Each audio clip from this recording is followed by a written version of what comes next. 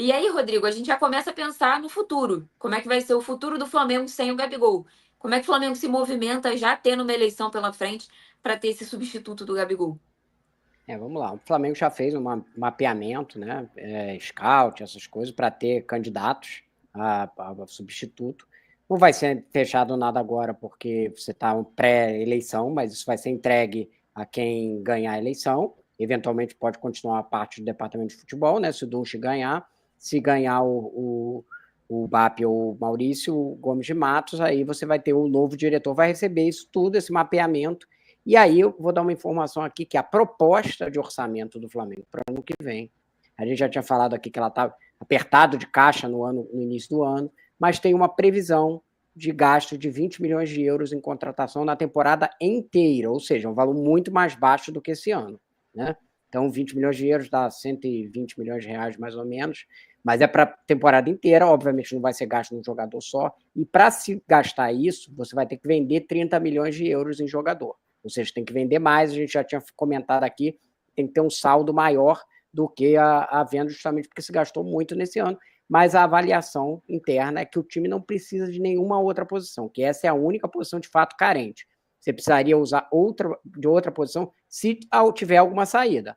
Saiu um jogador que é titular ou que está entre os dois ali que estão revezando, aí você vai precisar fazer uma reposição. Mas se não for isso, você não precisaria, mas não significa que vai se gastar todo esse dinheiro num substituto do Gabriel.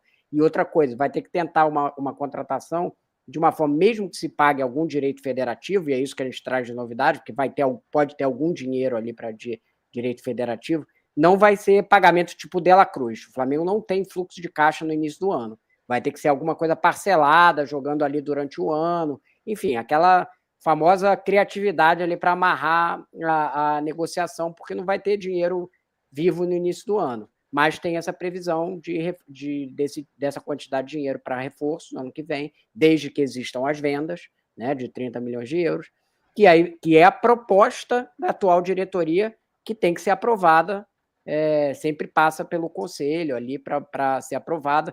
No ano passado, por exemplo, foi mandado e teve um ajuste, né? Fizeram ali umas correções nos valores, e agora está me falhando aqui se é o Conselho de Administração ou é o Conselho Deliberativo que aprova. Eu acho que é o de administração que aprova o orçamento. Mas tem essa previsão de dinheiro aí para ser gasto durante o ano, não é no início. O Flamengo vai ter que ser criativo aí para procurar, mas já está mapeando esse substituto que o próprio Felipe falou que é muito necessário dentro do modelo de jogo, mas é a única posição que, de fato, o clube entende, porque ele antecipou a janela para o meio do ano, e aí, na defesa, aí, o que eu ouço no Flamengo, olha, dos 4 jogadores que foram contratados, nos gols nas finais da Copa do Brasil, todos os gols tiveram participação dos jogadores contratados. Essa é a versão aí para justificar a janela. Não teria ganho o título se não tivesse esses jogadores.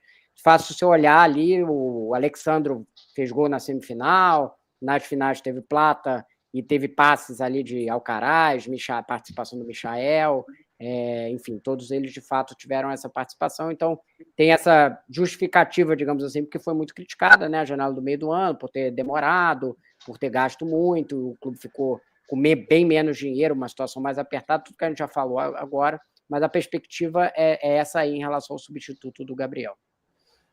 Renato, o Flamengo, claro, precisa esperar a eleição acaba atrapalhando um pouco, atrasando um pouco os planos, apesar do Campeonato Brasileiro acabar logo na véspera da eleição, então o Felipe Luiz só sentaria de fato para debater, né, esses reforços, quem vai ser, o que vai ser, o scout e tudo mais após o Campeonato Brasileiro, mas acaba atrapalhando, né, de certa forma também, porque vai ter uma transição entre as diretorias, vai ter, enfim, a diretoria que chegar, se for, né, oposição, talvez a situação facilite um pouco esse processo, mas se for oposição, tem que entender tudo o que está acontecendo, os números e tudo mais.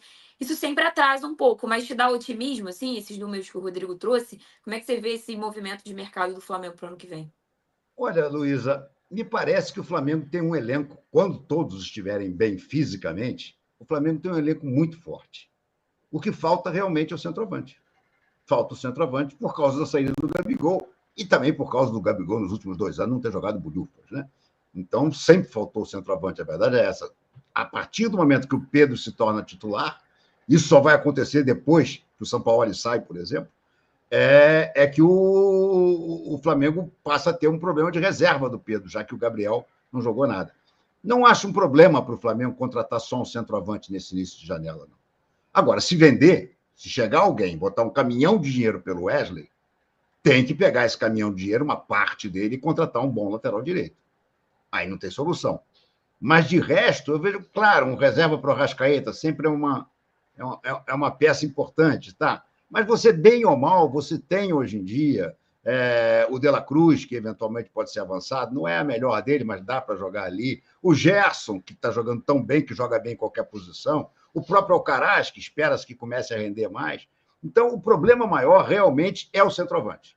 Agora, essa questão da eleição, o que eu acho mais grave é o seguinte: se o BAP ganhar a eleição, o BAP tem que sentar no dia seguinte, já com a atual diretoria, e preparar um governo de transição em que ele já comece, por exemplo, a negociar o centroavante, a procurar o centroavante. Se deixar só para janeiro, quando tomar posse, já vai entrar atrasado. Então já tem que assumir, seja quem for, o BAP ou o Maurício, tem que assumir e começar a fazer a botar o time em campo. Porque tem um Mundial, tem uma porção de competições importantes. O Flamengo não pode ficar como ficou este ano, esperando até a última data da janela para contratar. O Flamengo precisa, e eu, se fosse candidato a presidente do Flamengo, já estaria com um ou dois centroavantes mapeados. Ganhei a eleição, eu vou em cima dos dois. Porque senão... Porque vai ter pré-temporada, tem muita coisa para acontecer, né? Não, sim, mas tudo você tem que contratar o cara. O Pedro só vai jogar em maio, gente. Isso com uma boa previsão. Pode ser junho. Entendeu? Tem que começar. O centroavante tem que ser contratado o mais rapidamente possível. Agora, eu vi uma coisa, vou aproveitar que estão os dois aí. Eu li com enorme interesse a entrevista do Maurício Gomes de Mato, que vocês fizeram. E eu me dou muito bem com o Maurício. Já almocei com ele aqui em Itaipava e tudo. Se não encontrei mais, foi por minha culpa. Pela minha agenda estar ocupada, mas ele algumas outras vezes já me procurou. Mas eu não senti muita firmeza nele em relação ao Felipe Luiz. Já quando eu conversei com ele, ele falou com aquela história... Porque é a mesma coisa que o BAP fala, né? Eu vou contratar um cara para gerenciar o futebol e esse cara é quem vai escolher o resto. Gente, não pode ter essa opção no caso do Felipe Luiz. Seja quem for o chefe, para o profissional que vai tocar o futebol, tem que ser condição sine qua non sentar com o cara e dizer o seguinte: você vai dirigir, agora o técnico é o Felipe Luiz. Porque senão é uma maluquice. Já imaginou assumir o tal do Zé Boto, que falam tanto? O cara chegar e dizer: não, eu vou trazer o Paulo Viana, que é um português que estava treinando lá o time dos Trebossos, e vai ser ele o técnico. Pô, não pode deixar acontecer isso, gente. O Felipe Luiz é a melhor notícia do Flamengo do ano de 2024. Não cabe nada que não passe pela manutenção dele. Eu, dando informação aqui, Renato, duas coisas. Primeiro, essa coisa de contratação que a gente falou aqui, o BAP já deu declarações aí dizendo que ele acha que tem que ter uma coisa mais robusta, que tem que ter mais gente, porque ele acha que precisa ter um elenco muito pesado para uma temporada que vai ter muito jogo, né? Então é uma sinalização um pouco diferente do que está posta a atual diretoria. E em relação ao Felipe Luiz, a gente vai publicar amanhã a entrevista com o BAP, né? E o que ele falou para a gente era que também dependia do diretor dele, que vai ter autonomia. Depois ele deu uma declaração na ESPN dizendo que o Felipe Luiz ficava. Eu voltei e perguntei novamente para ele, falei: BAP, e aí, tal? E aí o que ele me explicou foi o seguinte: ele vai ficar no Flamengo, só que é a minha intenção, o diretor é que vai determinar qual é a função dele. Foi a informação que ele me deu. Aí, se acontecer isso, ele vai embora. E vai ter clube assim atrás dele. O meu feeling, Renato, esse mesmo seu. Embora das duas declarações, tanto do Maurício quanto do BAP, eu acredito que o diretor que chegar vai acabar chegando com essa condição ali do Felipe Luiz. Eu vejo, embora os dois tenham sido... E eu entendo, porque eles estão dando autonomia para o diretor, dizendo que ele vai definir o plano. Aí ele vai falar assim: não, mas o técnico já está definido, sabe? Fica uma coisa que você já não está tirando a autonomia. Mas eu vejo como muito difícil, ainda assim, porque entender as declarações dele, que qualquer um dos dois tire o Felipe Luiz do cargo de técnico do Flamengo. Eu vejo como muito improvável. Assim, é um feeling. Não é, nenhum dos dois falou isso para mim, mas o meu feeling é que me parece muito improvável que qualquer um dos dois tire ele como técnico. Mas nas declarações que foram dadas diretor tem autonomia, eles gostam muito do Felipe, o BAP diz que ele quer que fique no clube, mas que o diretor vai definir tudo, né? Esse diretor. Até porque não tem. Isso já foi uma crítica na época, agora que o Felipe Luiz foi campeão e tal, não tem. Seria chegar já com um problema na mão, demitir o Felipe Luiz, ou enfim. Na época, eu lembro que a gente até debateu aqui que algumas pessoas ligadas, né, à oposição, a outras chapas, criticaram a diretoria por ter contratado o Felipe Luiz com um contrato de treinador mesmo até o final do ano que vem, porque seria um problema para quem viesse em seguida, caso tivesse que demitir o Felipe, que tentar botar ele na base de novo, enfim. Agora o Felipe ganhou e está se provando, e o Flamengo está mais otimista até para 2025. Eu acho que esse debate fica até menor, né? Não tem muito como, E o Maurício tirar, falou, mas dá a para gente tirar. respeita contrato, né? Na declaração dele está dito Sim, isso, né, Luísa? Você lembra? Ele fala assim, eu respeito o contrato e o contrato dele é até o final de 2025, né? Do Felipe Luiz. exatamente. O Juan Pablo, para a gente encerrar um pouco esse assunto de centroavantes, né? O Juan Pablo falou que o Felipe Luiz sequer cogita colocar o Carlinhos em campo. Carlinhos que entrou de férias antes. Carlinhos, Lohan, o Isso. Cleiton e o Diogo Alves entraram de férias antes para se reapresentar no dia 27 de dezembro para começar a preparação para o Campeonato Carioca, né? O Flamengo separou esses jogadores porque eles têm que ter um mês de férias, então não faria sentido eles terminarem a temporada, só poderiam voltar depois para o Carioca. Vão jogar as 4 primeiras rodadas do Carioca com o time alternativo do Flamengo. E aí, a partir da 5ª rodada, o Flamengo entra com o time titular, porque o Flamengo vai estar em pré-temporada nos Estados Unidos. O Flamengo viaja no dia 10 ou 11 de janeiro e aí enfrenta o São Paulo nos Estados Unidos. Está tentando negociar um segundo amistoso lá também para voltar no dia 24 e aí enfrenta o Volta Redonda. Esse jogo com o Volta Redonda tem uma boa chance de ser fora do Rio de Janeiro. Então, o Flamengo deve ser Manaus, eu ouvi. exatamente. Eu ouvi Manaus, eu ouvi que o Flamengo também tenta negociar um jogo para Belém, que é onde vai ser a Supercopa. Tá nesse processo aí enfim, deve ser novamente um Flamengo itinerante, né? Um Flamengo que vai visitar alguns pontos aí do país para aproveitar o Campeonato Carioca também para se Com a relacionar com a base, os torcida, para jogos eu estar acho que vão junto. ser no Nordeste, Luísa. Foi o que eu ouvi inicialmente. Mas esses primeiros 4 jogos da base têm possibilidade de jogos no Nordeste. Esse Manaus seria já com a volta dos titulares. E aí tem um jogo em Belém que é da Supercopa, né? Que é Flamengo e, não sei, Botafogo ou Palmeiras. Aí a gente vai ter que ver quem vai ser o campeão brasileiro. Que eu ouvi que o Flamengo também quer um jogo do Carioca em Belém, além desse da Supercopa, mas são negociações, estão acontecendo as negociações, obviamente os clubes, né, envolvidos ali no confronto também opinam, entram aí nessa conversa, então vamos aguardar um pouquinho o Flamengo definir exatamente esses destinos, mas a galera, né, os torcedores, tem muita gente que acompanha aqui, a gente que não é do Rio, mas que, enfim, tá doido para receber o Flamengo, tenho certeza que o Flamengo vai aparecer em muitos lugares de novo e aí os torcedores vão ter oportunidade.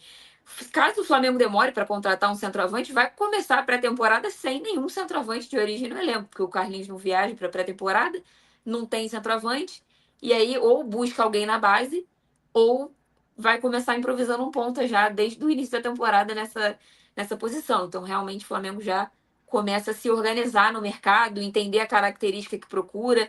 Obviamente, não é um jogador igual ao Pedro, é um jogador complementar ao Pedro, como o Gabigol era também.